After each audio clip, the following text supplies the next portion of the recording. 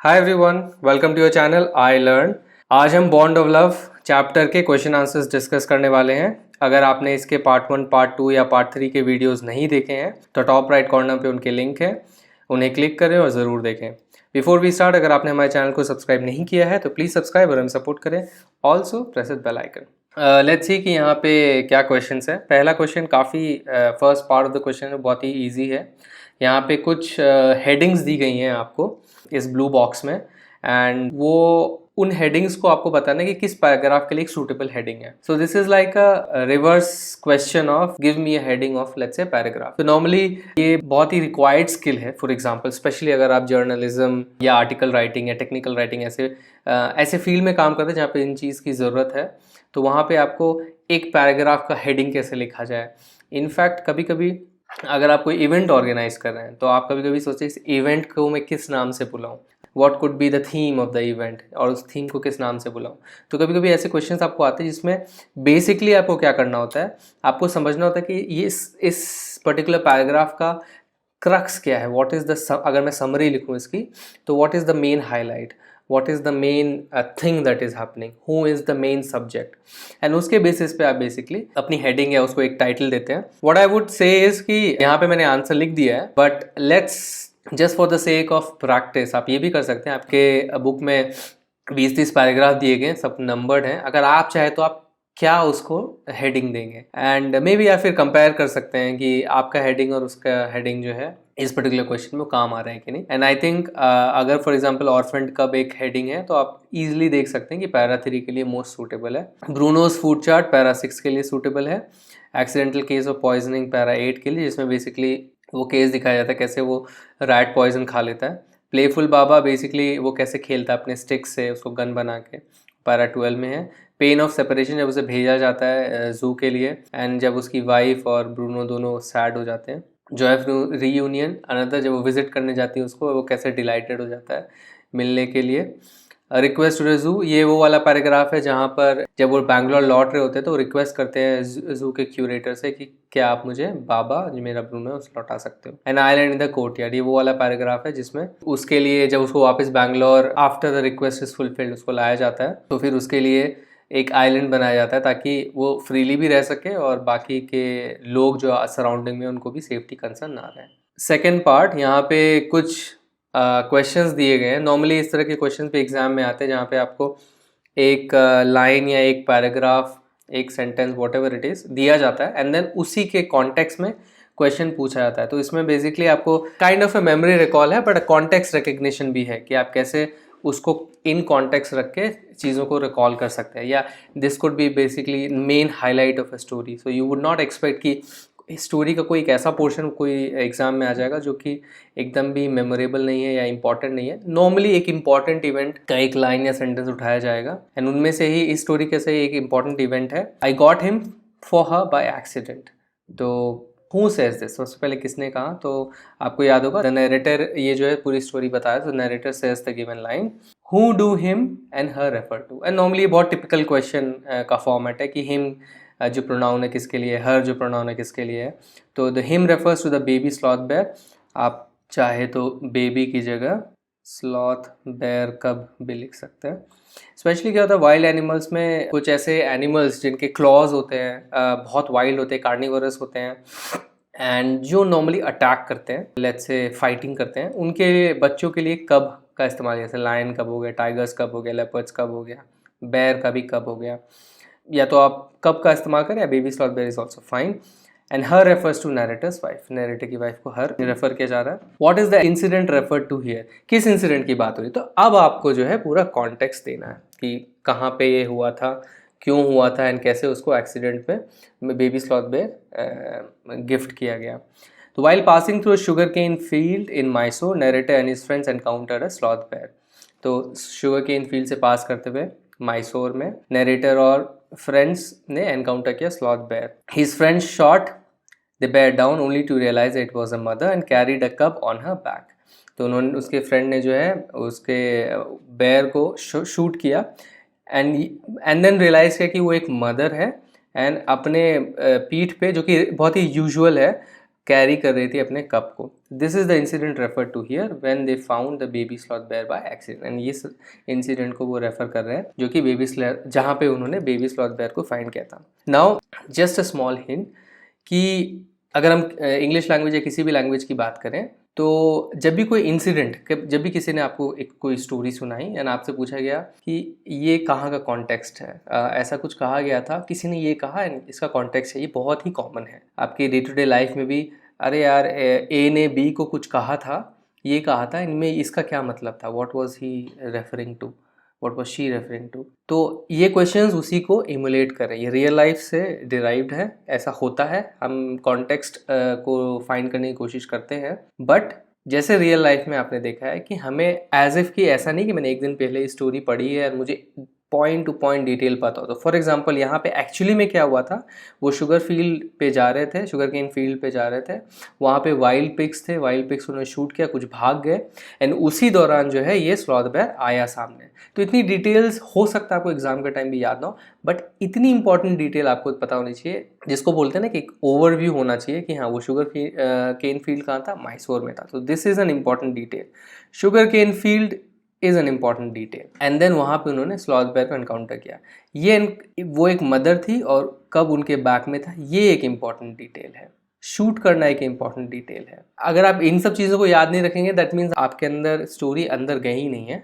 तो of course इसलिए आपको रिवीजन करना बहुत ज़रूरी है। बट इतना कुछ हुआ एंड वो थोड़ा सा हिला एंड देन सडनली उनको रियलाइज़ हुआ कि उसका फर हिल रहा है एंड देन वो कब जो है दौड़ के भागा, फिर उन्होंने पकड़ने की कोशिश की। ये माइनर डिटेल्स रेलेवेंट भी नहीं है, क्वेश्चन फालतू में बड़ा होगा। एंड आई थिंक जो एग्जामिनर होते हैं उनके पास भी कुछ पॉइंट्स होते हैं। क्या उन्होंने मैसूर लिखा है बच्चे ने? हाँ लिखा है। क्या उसने लिखा है कि मदर थी कब के साथ? हाँ लिखा है। क्या उसने मेंशन किया है कि मदर को शूट किया गया था? हाँ उसने लिखा है। क्या फॉर एग्जांपल इस तरह से उसने मेंशन किया कि यहाँ पे जाके उसे फाइनली स्लॉट बेयर मिला? हाँ मेंशन किया है। मे बी शायद लेट्स से हमें पता नहीं, एग्जामिनर को चाहिए या ऐसा आंसर की में है कि क्या उसने मेंशन किया कि वाइल्ड पिग्स भी थे शुगर केन फील्ड में। मे बी शायद आपके यहाँ पे एक मार्क कट जाए। तो of course this is something we can never know कि किस डिटेल में आंसर चाहिए, बट बी श्योर कि आपको एक ओवरव्यू, किसी को अगर आप स्टोरी सुना रहे हैं तो आपको कितना मिनिमम डिटेल जाना चाहिए, आपको दिमाग में रखते हुए आपको एक्सपीरियंस आएगा, इतना आपको यहाँ पे डाल देना है। एंड इस तरह से फॉर एग्जांपल 5 में से आपको 4 मार्क्स क्लियरली मिल जाएंगे, क्योंकि ये एग्जामिनर के पॉइंट सक्सेसफुली कवर करते हैं। Question 2, he stood on his head in delight. What does he refer to? He refers to Bruno, the sloth bear, who the narrator's wife kept as a pet. तो he stood on his head in delight, वो head पे खड़ा हो गया delight से, खुशी से। तो he refers किसको कर रहा है? ब्रूनो को, जो उसका पेट बेयर था। Why is he delighted? अब वहाँ पे कॉन्टेक्स्ट पूछा, अब यहाँ पे कॉन्टेक्स्ट पूछा जा रहा है कि बेसिकली क्या हुआ था कि वो डिलाइटेड हो। Bruno was shifted to a zoo after 3 months। May be अगर आपको याद ना हो 3 months हुआ है कि ये नहीं हुआ, सो आफ्टर अ वाइल अगर आप लिखते हैं तो भी आई थिंक एग्जामिनर आपको मार्क्स दे देंगे। हमेशा याद रखना है we are giving a exam of a language, तो आपकी लैंग्वेज प्रोफिशिएंसी यहाँ पे चेक की जा रही है। ऑफ कोर्स इन्फॉर्मेशन रिटेंशन भी काइंड ऑफ इंडियन एग्जामिनेशन का यहाँ फॉर्मेट ये होता है कि आपकी मेमोरी काइंड ऑफ चेक होती है। Let's say I don't really believe in that, क्योंकि आजकल गूगल का ज़माना है, but we have to live with it. तो इन केसेस में आप थोड़ा इंटेलिजेंटली आंसर कर सकते हैं अगर आपको एग्जैक्ट फिगर नहीं पता है, बट आप इस तरह के फ्रेजेस यूज़ करते हैं, after some time, after significant amount of time, after some months. तो इस तरह से आप लेट्स से गेस वर्क भी है, but it looks good also. अगर आप किसी को स्टोरी सुना रहे हैं, कॉन्टेक्स्ट दे रहे हैं, तो this is how you do it, and यहाँ पे भी आप कर सकते हैं। After 3 months when the narrator's wife went to visit him, he recognized her and was very delighted. उसने recognize किया। when she petted him through the bars, he stood on his head in delight. जब उसने पेट किया, उसके साथ भी बैठी थी, तो वो खुश होके जो है अपने हेड पे खड़ा होके डिलाइट, खुशी से अपने हेड पे खड़ा हो गया। We all missed him greatly but in a sense we were relieved. हमने उसको बहुत मिस किया, बट एक सेंस में हम रिलीफ भी हो गया, हमें सुकून भी मिला हमें। Who does we all stand for? So we all stand for narrator, his wife and his son. In some sense आप कह सकते हैं उसके फ्रेंड्स भी शायद इंक्लूडेड हो नरेटर के, बिकॉज जहाँ पे पैराग्राफ है वहाँ पे उनके फ्रेंड्स का भी मेंशन किया गया है। But to be honest, relieve उनके फ्रेंड्स नहीं होंगे, रिलीव वो खुद होंगे, बिकॉज उन्हें देख रेख करनी पड़ रही थी ब्रूनो की। तो सिंस रिलीव्ड में वर्ड यहाँ पे है, रिलीफ, उनके फ्रेंड्स को ज़्यादा रिलीफ नहीं होगा, उनको तो क्या बॉदरेशन है, तो उनकी फैमिली पे ही डायरेक्ट अफेक्ट हो रहा है। So we all should refer to narrator, his son and his wife. Who did they miss? They miss the pet sloth bear Bruno. तो किसको मिस कर रहे थे वो? अपने पेट बेयर ब्रूनो को। Why did they nevertheless feel relieved? फिर भी वो रिलीफ क्यों फील कर रहे थे? They felt relieved because it was getting difficult to take care of the bear at home. Simple सी बात अगर समराइज की जाए तो उसका ख्याल रखना घर पे बहुत डिफिकल्ट हो रहा था। He had to be kept chain because of the tenants children. जो भाड़ेदार थे उनके जो चिल्ड्रन थे, बच्चे थे, उसकी वजह से उसे चेन रखना पड़ा था, because in the end he is a wild animal and we don't know. Of course ये आपका पेट है। इवन डोमेस्टिक एनिमल्स जैसे डॉग्स के साथ भी इशू होता है। इवन दो वो आपका डॉग है, आपको कुछ नहीं करेगा, लेकिन सड़क पे आप उसको खुला नहीं छोड़ सकते बिकॉज वो किसी और को काट सकता है। Same issue is with bear. और अगर कुत्ता काटे तो बचने के चांसेस ज़्यादा है, लेकिन अगर बेयर काट ले तो उसमें इतनी स्ट्रेंथ होती है कि सामने वाला शायद बच भी ना पाए। तो because of these reasons, it's not that because कि ब्रूनो एक गंदा जानवर है, but you have to understand में इतनी स्ट्रेंथ है, कभी कभी उनको पता नहीं होता है कि कितनी तेज पंजा मारना है, what is friendly what is not. तो इसलिए रीज़न से उन्हें चेन करके रखना पड़ता था। He had also grown very big. वो बहुत बड़ा भी हो गया था, छोटे से घर में संभालना बहुत मुश्किल है। एंड मे बी आप मेंशन कर सकते हैं कुछ ऐसे इंसिडेंट्स भी होते घर पे। फॉर एग्जाम्पल हमारे घर we don't know whether it is pet safe, whether it is children safe. कभी कभी ऐसा होता है कि घर में जब नया नया बच्चा होने वाला होता है तो बहुत कुछ प्रिपरेशन करते हैं घर के लोग, जैसे रेलिंग का हाइट बढ़ा देते हैं, रेलिंग में जाली लगा देते हैं, बच्चा घर से बाहर ना जाए तो सीढ़ियों में एक एक्स्ट्रा दरवाज़ा लगा देते हैं। पेट के लिए भी ये करना पड़ता है। तो यहाँ पे इशू क्या हो रही थी? रैट पॉइजन कहीं पड़ा हुआ वो जाके खा लेता है। इवन अगर आपके घर में एक बच्चा हो तो आप रैट पॉइजन कभी भी नहीं डालेंगे। तो ये सब प्रैक्टिकल इश्यूज आने लगते हैं। एक और क्या इशू हो गया था, उसका मोटर ऑयल पड़ा था वो पी गया। तो ये सब रीजंस की वजह से इवन घर का एनवायरनमेंट भी ब्रूनो के लिए सेफ नहीं था। ब्रूनो खुद बाकी लोगों के लिए सेफ नहीं था, इसीलिए उसको भेजना पड़ा एंड दैट्स व्हाई वो रिलीव थे। Answer the following questions in 30 to 40 words each. तो 30 से 40 वर्ड में, मतलब एक पैराग्राफ में आपको इसका आंसर देना है। ऑन 2 occasions ब्रूनो एट और drank something that should not be eaten और drunk, what happened to him on these occasions. तो आई थिंक वही सेम चीज़ पूछा जा रहा है कि कुछ ओकेजन्स पे, 2 occasions पे उसने कुछ खाया या पिया जो उसे नहीं खाना या पीना चाहिए था।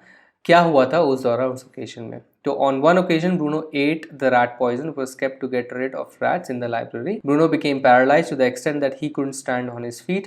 He was rushed to a vet doctor for treatment who gave him an antidote. Finally the antidote worked and Bruno came back to his senses and could move around. एक ओकेजन में क्या हुआ? ब्रूनो ने rat poison खा लिया, जो कि library में जो रैट्स थे उसको भगाने के लिए रखे गए थे। ब्रूनो पैरालाइज हो गया, इतना पैरालाइज हो गया कि वो खड़ा भी नहीं हो पा रहा था। उसे रश किया गया, दौड़ के ले जाया गया वेट डॉक्टर के पास ट्रीटमेंट के लिए, जिन्होंने उसे एक एंटीडोट दिया। फाइनली एंटीडोट ने काम किया एंड ब्रूनो अपनी सेंसेस में वापस आया एंड घूमने फिरने लगा। On another occasion Bruno drank discarded engine oil which was kept in the garage. Luckily nothing happened to him. दूसरे ओकेजन में क्या हुआ?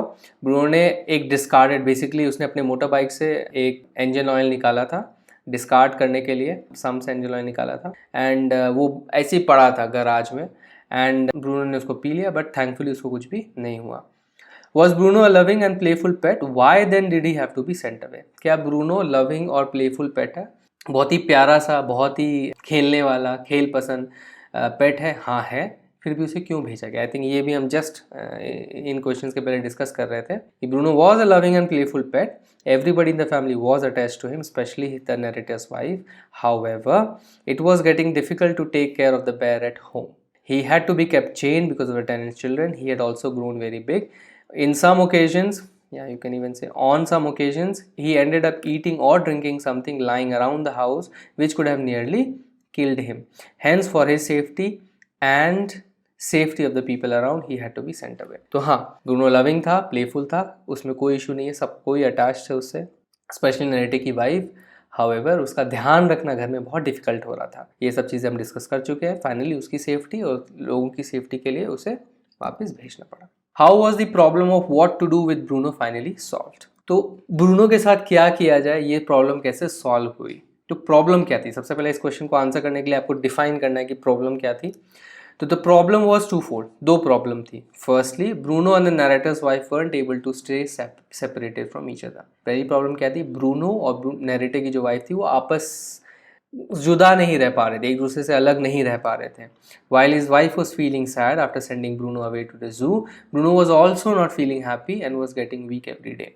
तो अगर ऐसा नहीं होता कि दोनों अलग हो जाते, अपनी लाइफ में मूव ऑन कर जाते हैं, जैसे पेरेंट्स से भी बच्चे अलग होते हैं, दोनों अपनी अपनी लाइफ जीना सीख जाते हैं, अगर ऐसा कोई केस होता तो ठीक है, ये this was not a problem, this is how the things are suppose to be. But यहाँ पे प्रॉब्लम क्या था? उनकी वाइफ सैड फील कर रही थी ब्रूनो को सेंड करने के बाद, और ब्रूनो भी खुश नहीं था। ब्रूनो जू में क्या हो रहा था, वो वीक होते जा रहा था डे बाय डे।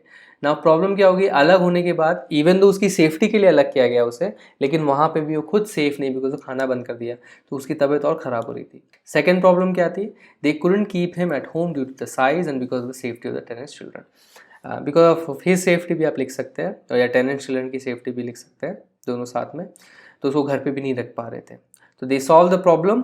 उन्होंने प्रॉब्लम कैसे सॉल्व की? पहला, they requested to the zoo to get Bruno back to Bangalore. पहले उन्होंने क्या किया?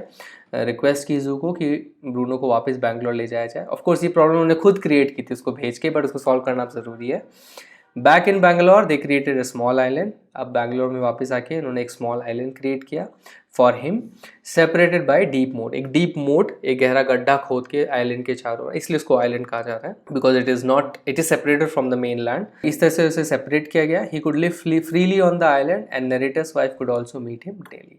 तो दोनों प्रॉब्लम कैसे सॉल्व होगी? अब वो फ्रीली वहाँ रह सकता है बिना किसी को सेफ्टी इशू दी। ये भी आप शायद ऐड कर सकते हैं यहाँ पे, without creating any safety concern, without creating any safety concerns for him and the people around भी आप ऐड कर सकते हैं। And narrator's wife could also beat him daily. तो दोनों अब सेपरेटेड भी नहीं है, दोनों आपस में मिल भी सकते। तो this is how the problem was finally solved. Thanks for watching this video. अगर ये वीडियो आपको पसंद आए तो इस वीडियो को एक लाइक दीजिए, अपने कमेंट्स और फीडबैक्स कमेंट सेक्शन में लिखिए, और हमारे चैनल को सब्सक्राइब कीजिए। आप हमारे चैनल को सब्सक्राइब इस गोलो पे क्लिक करके सब्सक्राइब बटन दबा के कर सकते हैं। इस बेल आइकन को भी प्रेस करना ना भूलें, ताकि हमारे सारे वीडियोस की नोटिफिकेशन आपको जल्द से जल्द पहुंचे। इस बुक के अगले वीडियोस के लिए स्टे ट्यून्ड। Bye bye.